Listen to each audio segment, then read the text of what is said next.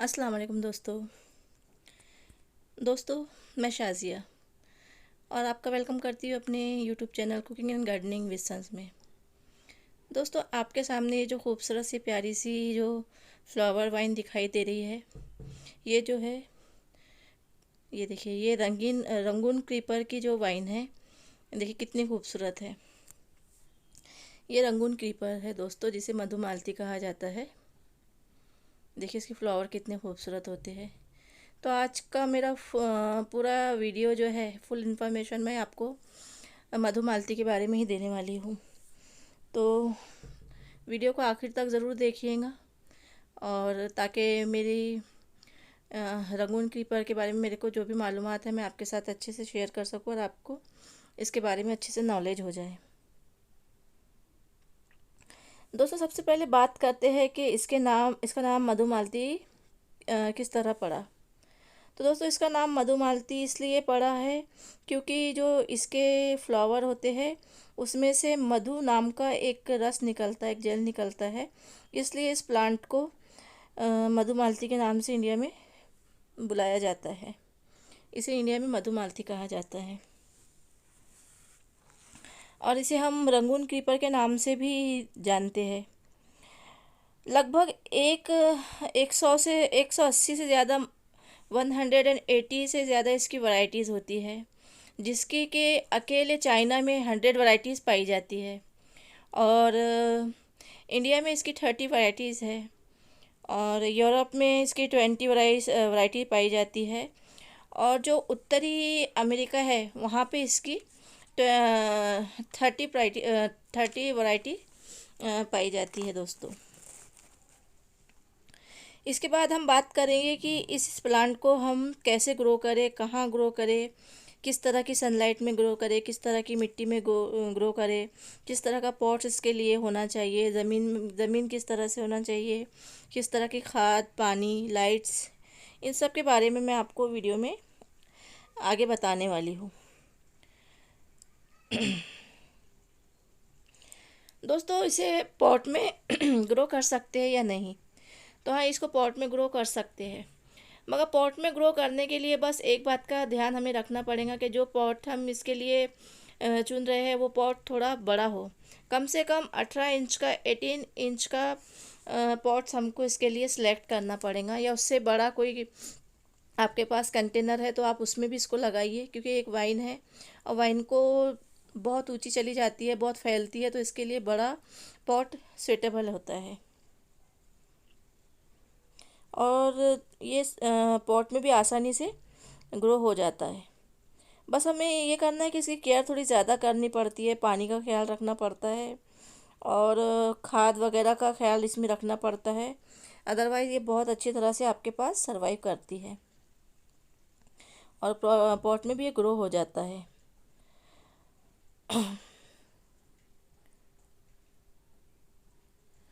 और दोस्तों ये जो मधुमालती है, ये जो है, ये गर्मियों की वाइन है, समर प्लांट है ये।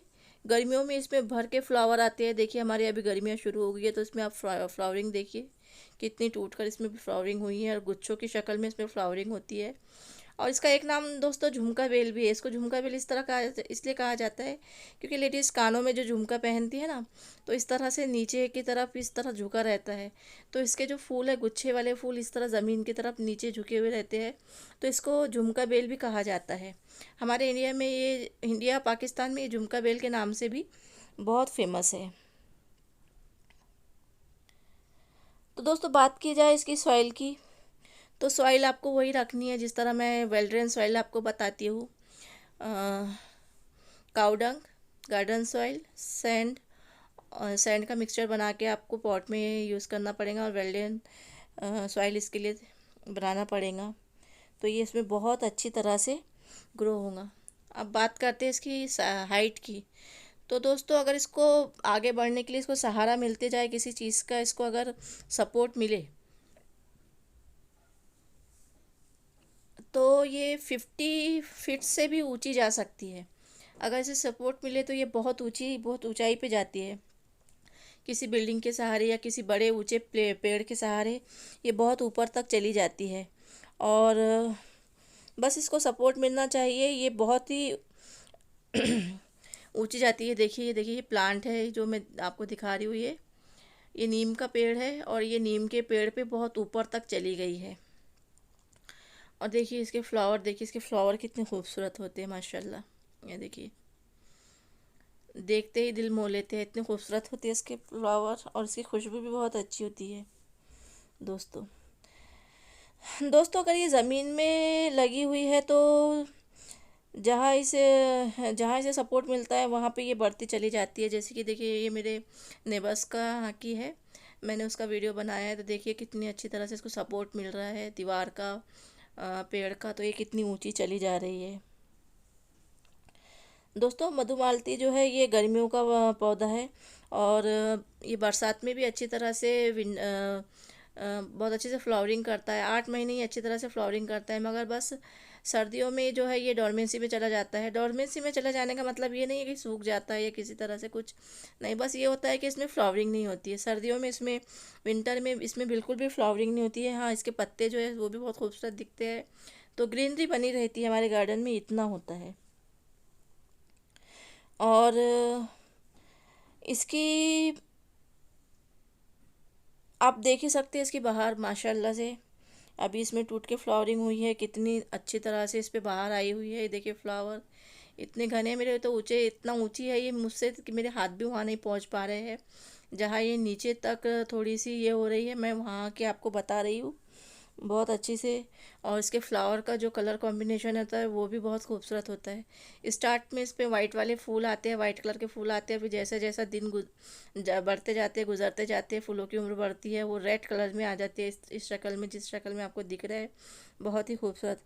आप इसके पास से गुजरोगे तो इसमें से बहुत ही भीनी भीनी, इसके करीब से गुजरते हो तो खुशबू आती है।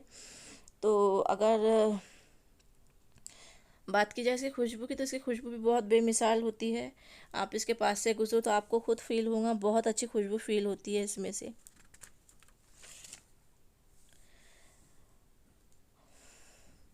बस ये है कि विंटर में ये फ्लावरिंग नहीं करते, बाकी ये 8 महीने, 8 मंथ तो टूट कर फुल फ्लावरिंग पे होते हैं। और अगर हम पॉट में लगाते हैं तो हमें थोड़ा इसकी केयर ज़्यादा करना पड़ती है। अगर बात की जाए दोस्तों इसकी वाटरिंग की, तो अगरचे ये ज़मीन में लगा हुआ है तो आप इस पर रोज़ वाटरिंग करते हैं, 1-2 दिन अगर वाटरिंग भूल भी जाए तो इसको कोई फ़र्क नहीं पड़ता। मगर अगर आपने इसको कंटेनर में लगाया है, पॉट में लगाया है, तो आपको समर में इसमें 2 टाइम बराबर आपको फ्लावरिंग करना वाटरिंग करना पड़ेगा। या कभी कभी तो 3 वक्त इसको वाटरिंग करके इसकी जो सॉइल है उसको थोड़ा मॉइस्ट रखना पड़ेगा। और दोस्तों बात की जाए सनलाइट की, तो जैसे कि मैंने आपको शुरुआत में कहा, ये गर्मियों का प्लांट है, तो ये जाहिर सी बात है ये धूप को पसंद करता है। मगर ज़मीन में लगा हुआ है तो इसको ज़मीन की ठंडक भी मिलती है, ऊपर की धूप भी इसको अगर मिले तो इस पर कोई फ़र्क नहीं पड़ता है। मगर अगर आप पॉट में लगा रहे हो तो इसका थोड़ा ध्यान रखना पड़ता है। पॉट में हमको इसको वाटरिंग ज़्यादा करना पड़ता है। और जो गर्मियों के सीज़न में हमें इसमें 3 वक्त पानी डालिए, इसकी देखभाल कीजिए। और अगर आपकी छत पे अगर ऐसी जगह है जहाँ पे सुबह की 5-6 घंटे की या 12 बजे तक की धूप आ रही है, तो वहाँ पे उस जगह पे रखिए। अगर ऐसी जगह नहीं है, ये फुल सनलाइट में रखा हुआ है, तो आप इस पे ग्रीन नेट का कवर भी लगा सकते हैं। ग्रीन नेट से इसको कवर करके इस पे शेड बना के लगा सकते हैं। अगर वो भी आपके पास अवेलेबल नहीं है, तो आपको करना ये है कि आप अपने जो पॉट में है मल्चिंग कर दीजिए। मल्चिंग का मतलब ये होता है कि जहाँ हमारा प्लांट लगा है वहाँ की ज़मीन पे नीचे में हमको सूखे हुए पत्ते बिछा देना, या जो भी आपके पास अवेलेबल है। मल्चिंग का देखिए, ज़मीन पे मल्चिंग का तो कुदरत ने खुद इंतज़ाम कर रखा है। जिस तरह सूखे पत्ते गिरते हैं तो प्लांट के नीचे वो गिरते हैं, तो प्लांट की जड़ों को मल्चिंग हो जाती है, उसकी वजह से वो ढक जाते हैं, ज़मीन में ठंडक बनी रहती है। मगर पॉट्स में मल्चिंग हमें खुद करना पड़ता है। अगर आपके पास सूखे पत्ते तो अवेलेबल होंगे ही, क्योंकि गार्डनर है। अगर नहीं है तो आप उसके बदले जो है, आपके पास कोकोपीट है तो कोकोपीट बिछा दे। अगर कोकोपीट नहीं है तो राइस हस्क अगर आपकी तरफ मिलता हो तो वो बिछा दे। अगर वो भी ना मिलता हो तो जो आरा मशीन वगैरह होती है वहाँ पे, जहाँ पे बड़े लकड़े कट्टे हैं वहाँ पे लकड़ियों का भूसा निकलता है, आप वो भी इसमें बिछा सकते हैं। अदरवाइज़ अगर आपके पास कुछ भी नहीं है तो सादा जो जूट की बोरियां आती है, वो बोरियां काट के आप इसमें बिछा दीजिए और उसको वो बोरियों को पे ऊपर पानी डालते रहिए ताकि इसकी मल्चिंग होती रहे, उसको ठंडक मिलती रहे। हालांकि धूप का पौधा है, मगर जब हम इसको कंटेनर में लगाते हैं तो थोड़ी सी इसकी देखभाल ज़्यादा करना पड़ता है, इसमें वाटरिंग का ख्याल रखना पड़ता है। और दोस्तों अब बात करते हैं फर्टिलाइज़र की। तो अगर ये ज़मीन में लगा हुआ है तो इसको फर्टिलाइज़ करने की कोई ज़रूरत नहीं है, ये वैसे ही बहुत अच्छा ग्रो होता है। मगर जब पॉट में आपने इसको लगाया है तो इसको फर्टिलाइज़र की ज़रूरत पड़ती है। तो इसमें मैं आपको सलाह दूंगी कि आप काव डंग मैनोर इसमें डालिए, या फिर ज़्यादा फ्लावरिंग के लिए जो बनाना पील फर्टिलाइज़र हम बनाते हैं, बनाना पील फर्टिलाइज़र का इस्तेमाल कीजिए, या फिर ऑरेंज पील्स फर्टिलाइज़र का यूज़ कीजिए। किचन के वेस्ट से निकलने वाले छिलकों का जो भी फर्टिलाइज़र हम बनाते हैं वो हम हमारे जो फ्लावरिंग प्लांट है उसमें बहुत अच्छी तरह से यूज़ कर सकते हैं। अगर इसको खाद, पानी और धूप बहुत अच्छी तरह से मिलती रहे तो कोई वजह नहीं है कि आपका रंगून क्रीपर, आपकी मधुमालती और आपकी झुमका बेल आपके पास सर्वाइव ना करे। ये बहुत अच्छे से, बहुत आसानी से कंटेनर में, पॉट में भी सर्वाइव कर जाता है, ग्रो करता है और बहुत देर तेज़ धूप में भी रह जाता है। बस हमको इसकी केयर करना पड़ता है। जब हमको इतनी प्यारी फ्लावरिंग मिलती है तो खुशी भी बहुत होती है। तो दोस्तों इस प्यारी सी फ्लावरिंग को पाने के लिए आप भी झुमका बेल को अपने घर ले आइए। अगर आपके यहाँ नर्सरी में अवेलेबल है तो, मेरे पास के नर्सरी में तो ये नहीं है, फिर भी मैं ढूंढ के अपने कलेक्शन में इसको ऐड ज़रूर करूँगी। और जब मैं ले आऊँगी तो उसके केयर टिप्स भी आपसे शेयर करूँगी। दोस्तों ये थी मेरी मालूमात रंगून क्रीपर पे। तो आपको अगर मेरी मालूमात पसंद आई हो तो मेरे वीडियो को लाइक कीजिए, मेरे चैनल को सब्सक्राइब कीजिए और साथ ही दिए हुए बेल आइकन को ज़रूर प्रेस करिए ताकि मेरी आने वाली वीडियो आपके पास जल्दी से जल्द पहुँच सके। और हाँ, दुआ में याद रखिए। अल्लाह हाफिज़।